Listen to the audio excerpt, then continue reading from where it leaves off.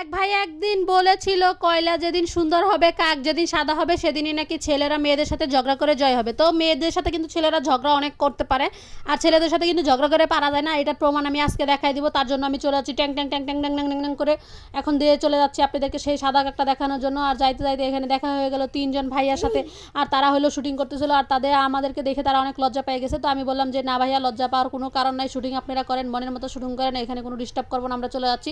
এই যে ফাইনালি কিন্তু আমরা সেই সাদা কাকটারে দেখে ফেললাম। এই যে সাদা কাক আমাদেরকে দেখে একটু নাচানাচি শুরু করে দিছে, কারণ হলো তাকে আটকায় রাখছে, সেও চাচ্ছিল একটু বাইরে হইতে, কিন্তু তাকে তো কোনোভাবে বের করা যাচ্ছে না, সে তো এটা।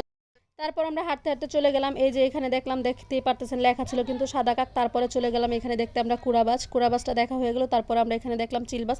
তো ফাইনালি চিলবাসগুলো দেখার পরে এখানে দেখতে পেলাম সুন্দর একটা গাছ, গাছটাকে দেখতে কিন্তু অনেক বেশি সুন্দর লাগতেছিল। তারপর এখানে 3-4টা আপু ছিল, তারাও একটু শুটিং টুটিং করতেছিল। তারপরে আমার ভাই উঠে গেল সেই মহা পাহাড়ে, পাহাড়ে উঠে তো সে এখান থেকে একটা লাফ মেরে দিল। তো আমি বলছি যে হাত পা ভেঙে গেলে তারপর আমাদের দোষ নাই। তারপর আমার দুই বোনও শুটিং মুটিং করলো, তারপর আমরা বাসায় চলে আসলাম। বাই।